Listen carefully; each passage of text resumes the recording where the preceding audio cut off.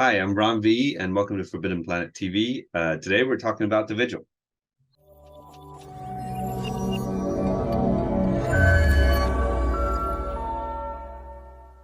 Welcome to Forbidden Planet TV. I'm Andrew Sumner, and this is Ram V.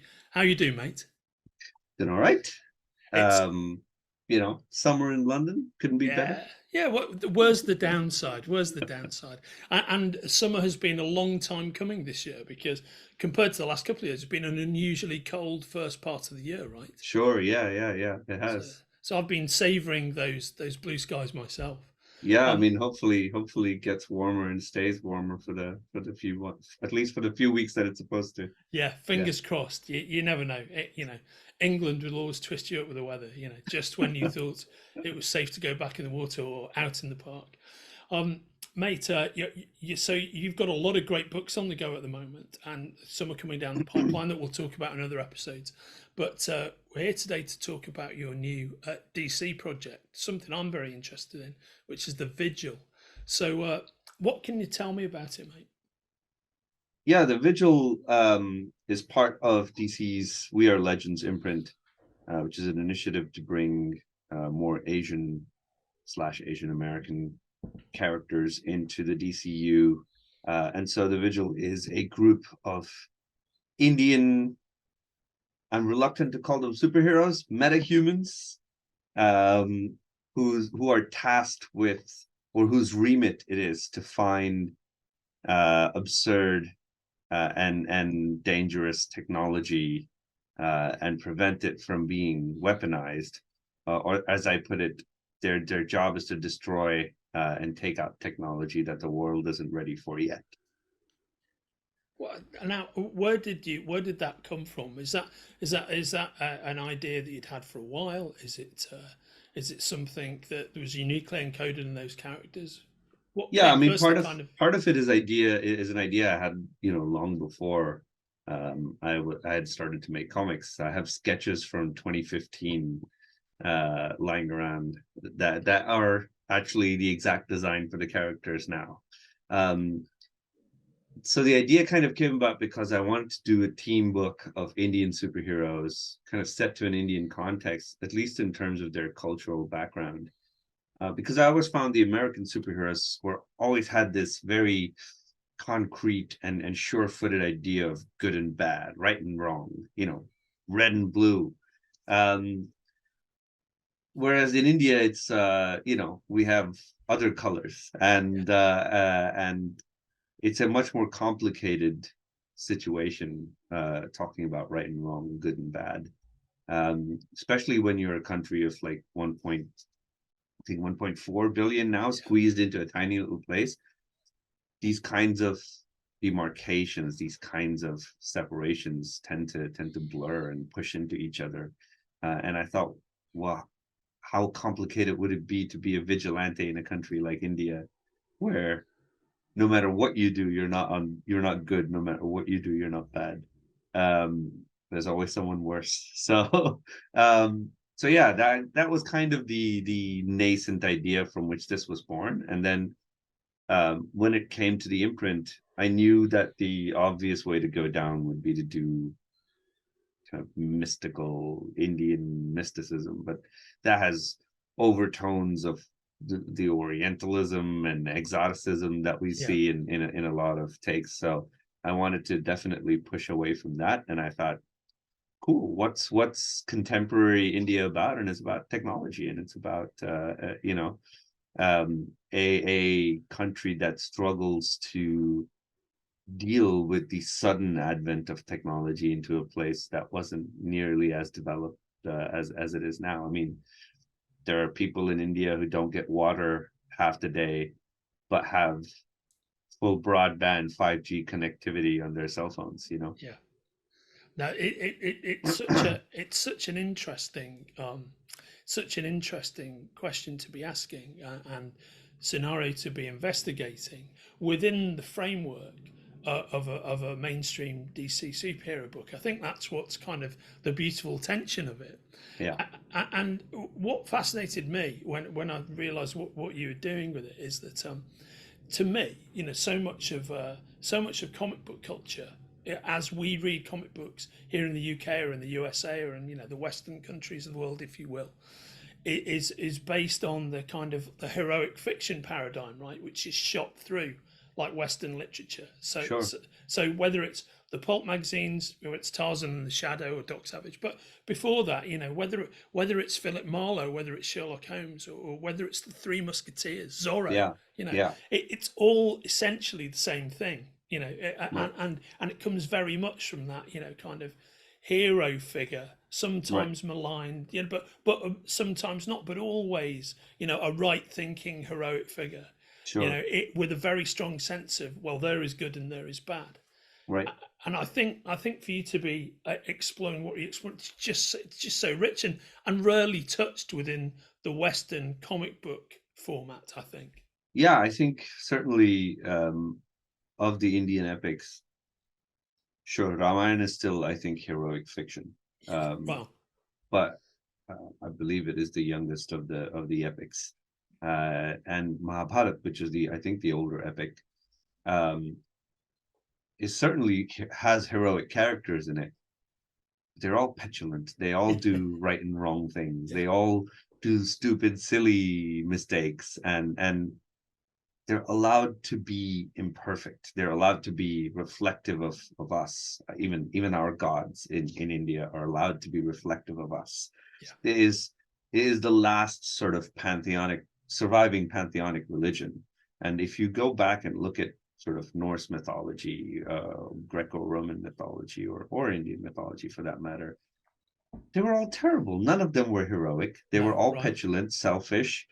Um, there was tons of infighting, and they all made mistakes. And I think superheroes are a natural sort of evolution of that kind of mythological storytelling. Um, but certainly the works I enjoy tend to look at superheroes as childish, petulant, stupid, yeah.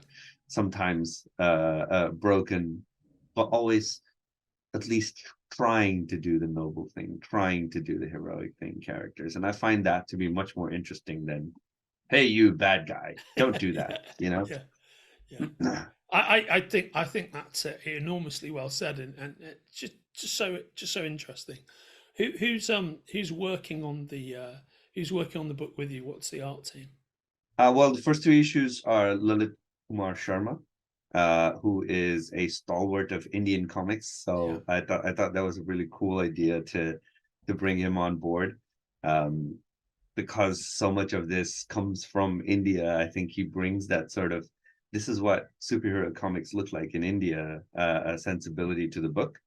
And then the last three issues are going to be Dave Pramanik, who was my collaborator on Paradiso, who I think represents like the evolution of the modern day artist from Indian comics, if you will.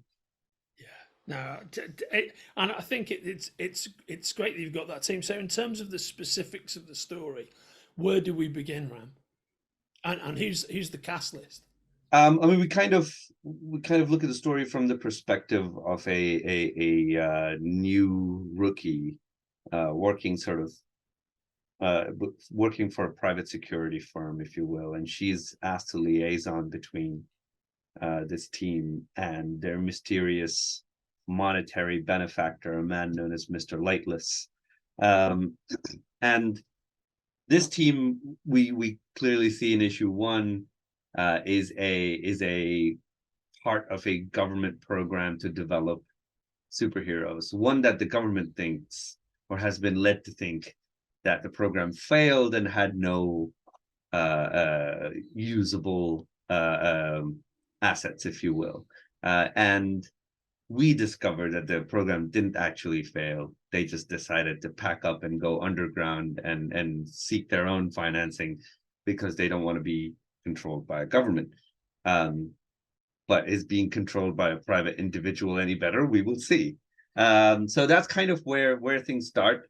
In issue one, we see them kind of intervene in a pirate situation, hostage situation off the coast of Thailand, where pirates have taken control of a large shipping vessel, and we think they're there to rescue the pirates, but they're there to take something from the ship instead, as we will discover.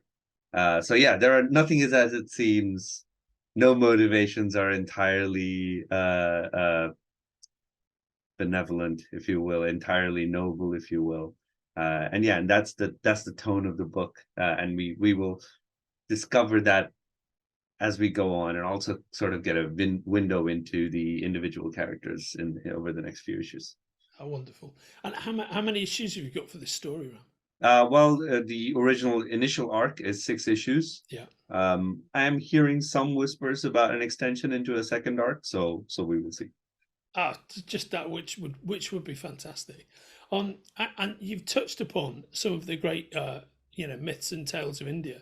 To somebody who heard you talking about that and was intrigued as to where they might, but has not investigated it themselves before, where would you point them to go? What would your recommendations be?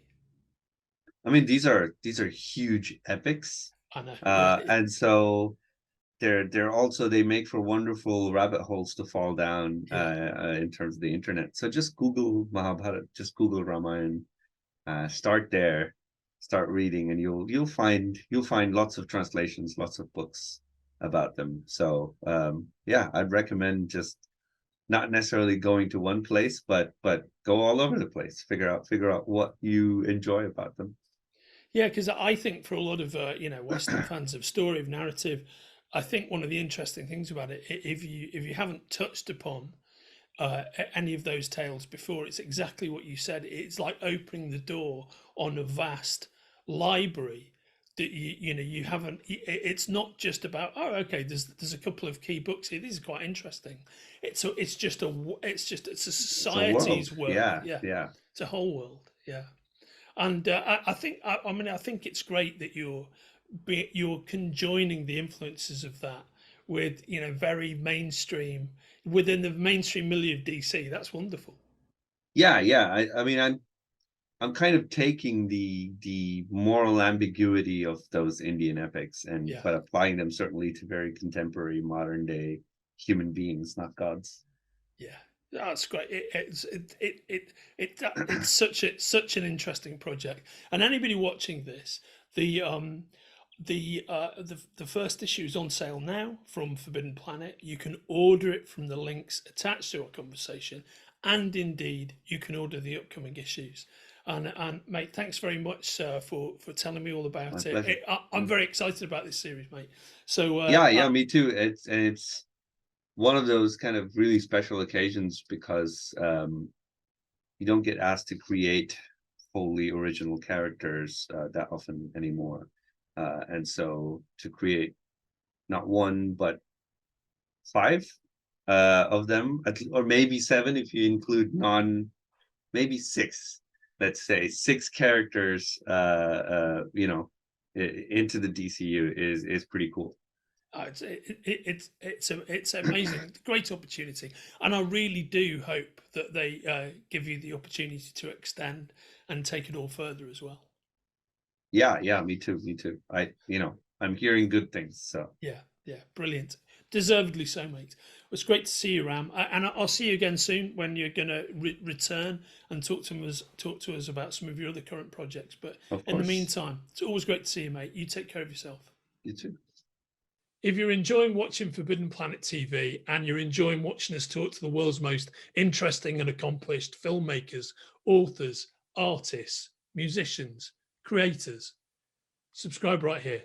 See you soon.